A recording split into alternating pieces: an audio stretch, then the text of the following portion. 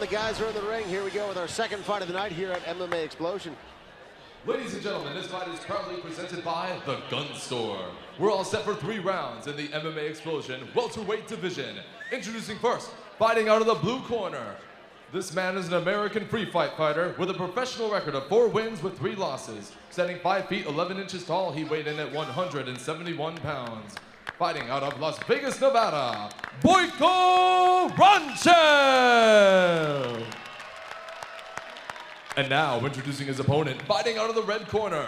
This man is a mixed martial artist with a professional record of 4 wins with only 1 loss. Standing 6 feet 1 inch tall, he weighed in at 169 pounds. Fighting out of Excel Defense Studios, Daniel Sensintaffar! And when this fight begins, your referee in charge is Chris Tiani. Okay, guys, you've been given rules. I expect you to obey my commands and protect yourselves at all times. Any questions? Questions? Good luck. Like you said, John, you see the height advantage for Daniel Sensintaffar when they're standing toe-to-toe. Sensintaffar is wearing the plaid trunks this evening. Ranchev is wearing the straight black. 3 5-minute rounds. Second fight of the night here at the Joint at the Hard Rock Hotel and Casino in Las Vegas. Nice outside leg kick to get things going. Oh, slipped man. on the high kick. Did fortunately pull guard, did Sensintaffar. We see right away the fast pace from Ranchev on top. Was there to follow up on that slip immediately. We see him grinding in with a couple of quick punches to the body and then working up top. And one thing about Ranchev is that he looks like he's very physically strong, whereas Sensintaffar has a little bit softer physique. We'll see if that plays out as the fight goes along. And is someone bleeding? Looked like maybe Ranchev caught an elbow there. An early cut from Ranchev. Not sure where it's at yet. He's kept his head buried, and they're actually turned away from us here in the commentary booth. Yeah, it looks like it's bleeding pretty badly, too. You see on Sensintaffar's chest there that he's starting to get fairly covered. Sensintaffar controlling that right arm with an overhook. Looked like maybe he was trying to set up a submission on that side. Obviously seeing that blood in front of him, it'd be interesting to see if that changes his strategy up. Yeah, it looks like the nose there of Boyko Ranchev has been broken open. And Sensintaffar is starting to get covered in the blood of his opponent. Well, if you're a fan of bloody fights, you've tuned in to the right card tonight. The Takedown Sports Network is hooking it up for you, man. We're donating pints tonight. I'll tell you, one thing about bloody fights is, and it's always interesting to see how the fighters react when they see their own blood and also when they see their opponent bleeding. So we'll see if this energizes Daniel Sensintaffar, but so far he's been really in a compromised position, being forced to fight off of his back. And you saw his legs creeping up there just a moment ago. He was thinking about possibly threatening with a submission. There they go again, but he's not quite able to get there. Yeah, you think too, how are the judges seeing this right now? Still 3 minutes left in this round, so a lot can happen. But at this point, it's been fairly neutral. And in fact, you know, Ranchev is on top, but he's bleeding. So, you know, are the judges willing to say, hey, Sensintafar's winning this round because the damage he caused, it likely came from one glancing blow? Now, we mentioned before the fight got going that Ranchev trains really hard. Every time he's in the gym, you know, he's one of those guys that his pace is always really quick. And right now, watch the left arm. Sensintaffar's got that arm locked up, looking for the arm bar. Decides to let it go, but threatening from the bottom. The judges are paying attention. That's got to score some points. Yeah, as you were saying, Ranchev is a grinder. I don't think this is going to bother him too much. You talked about, you know, what happens when they see this blood, but this is a guy that works extremely hard, that's going to continue to grind away, and he doesn't look overly concerned here. Oh, there's the legs creeping over again. Pulls out immediately from the armbar attempt.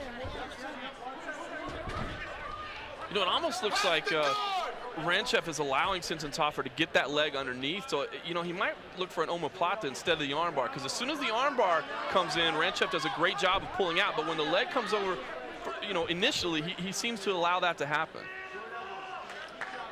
Yeah, you don't see a lot of omoplatas or gogoplatas threatened in mixed martial arts. Always exciting when everyone creeps in, though. I always kind of get my hopes up because it's like a unicorn, man. You never see it, but when you do.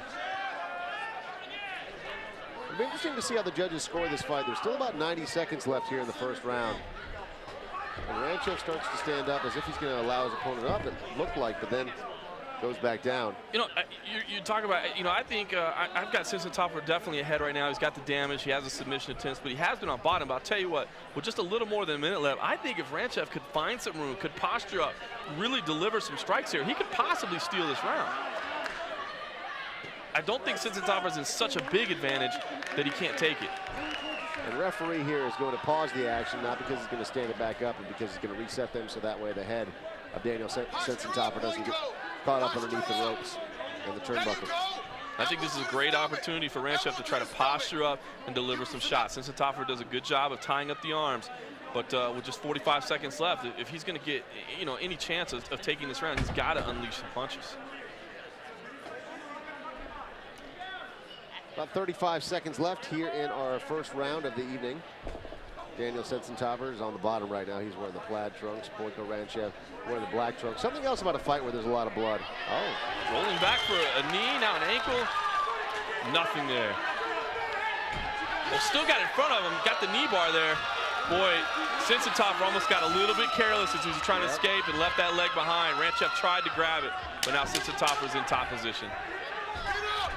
Yeah, he's in the half guard there of Ranchev, and he's threatening to mount. Caught up in the ropes a little bit. Boy, that was a nice transition there at the end. Yeah, and you've got to think that, you know, if the judges recognize all of the threatening that Sensintaffar was doing from the bottom, that he definitely won that round, right? Yeah, I definitely had Sensintaffar head 10-9 on my scorecard. He had the damage, which, sure, it probably wasn't the most powerful blow that caused that cut, but it's still damage. He was the one threatening from his back. Ranchev was really just kind of being stagnant on top as he was having his arms tied up. But I'll tell you what, with that last little series at the end, Sensintaffar almost got a little bit careless, leaving that leg behind, and Ranchev almost made it pay for it, which kind of shows you the attitude that we talked about, the grinding attitude that he has. There's the initial slip in the first round. You know, it looked like Sensintaffar was gonna, he had a nice strike, a nice low kick to open up, and it looked like we were gonna have a striking contest, and he slipped and fell on his back. Yeah, and for almost the entire round until the last about 30 seconds, Daniel Sensintaffar was in this position, but he fought very well off of his back. I'm impressed. And again, you can't really give Ranchev any credit for the position being there because he didn't get a takedown. He just, you know, he jumped on top of a slip.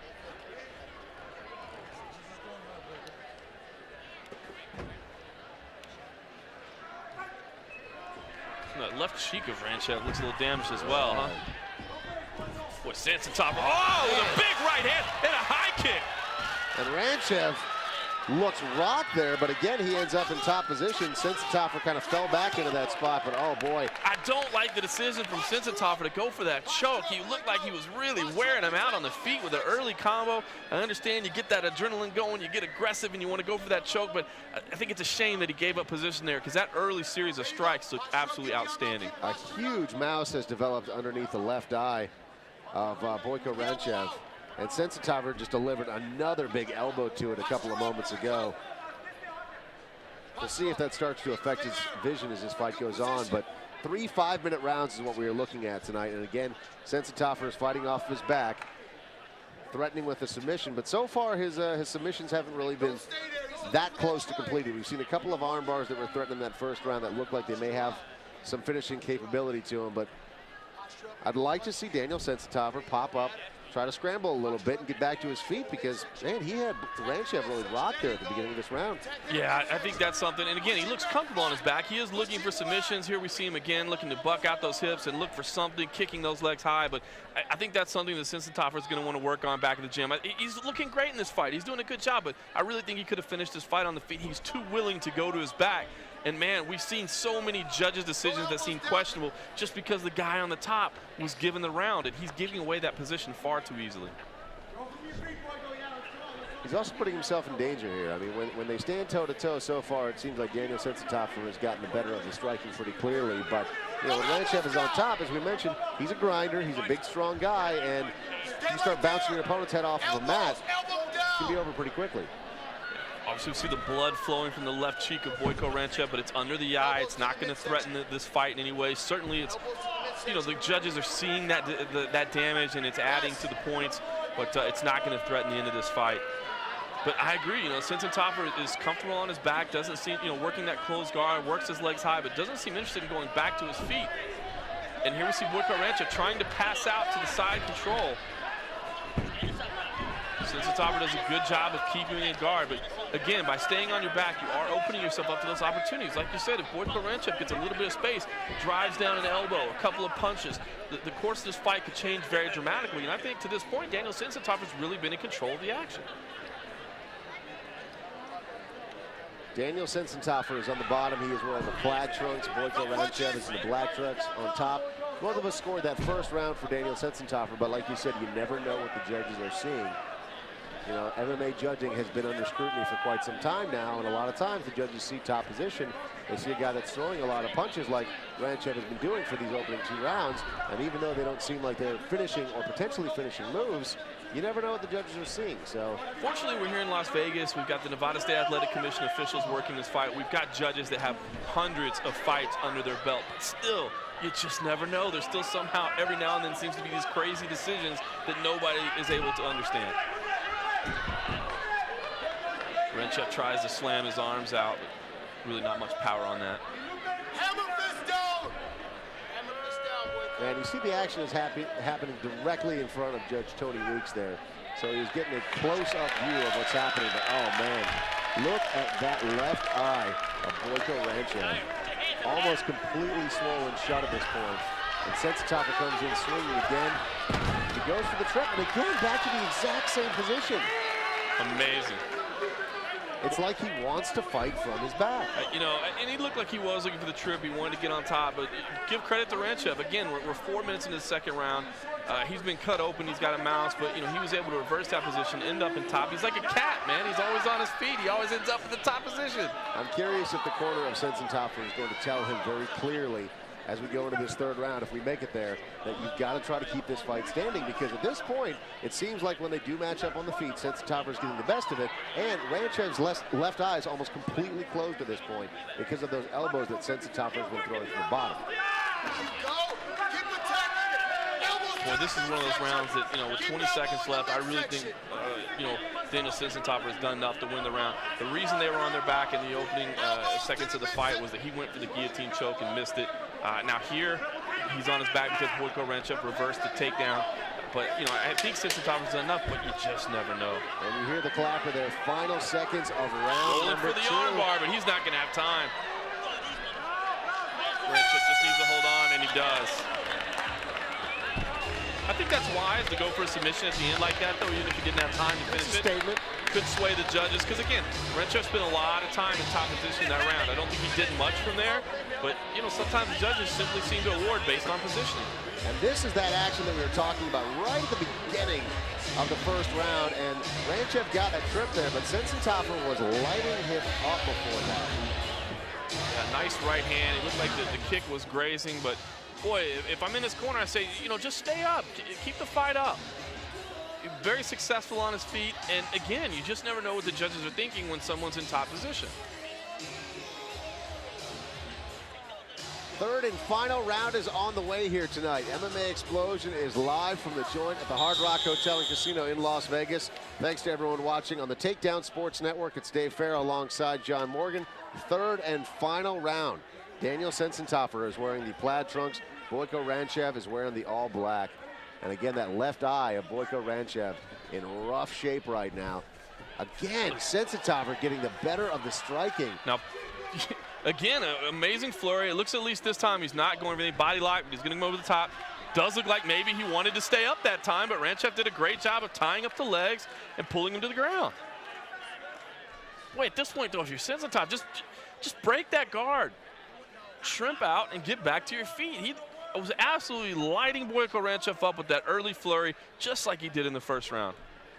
Yeah, and every time that we've seen Daniel Sensintaffar start to open up with his hands, you know, he'll throw 5 or 6 punches, but at least 3 or 4 of them land clean. And Ranchev again opened up. His corner had managed to stop the bleeding, but it looks like that left eye is just to the point of no return for him. But still grinding away, throwing punches, and lots of them. Big elbow there from Sensintaffar from the bottom. Another one connects. Legs creeping up again.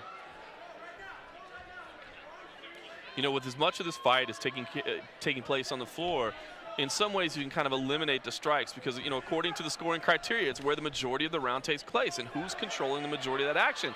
I think Sensintaffar is doing it from his back, but you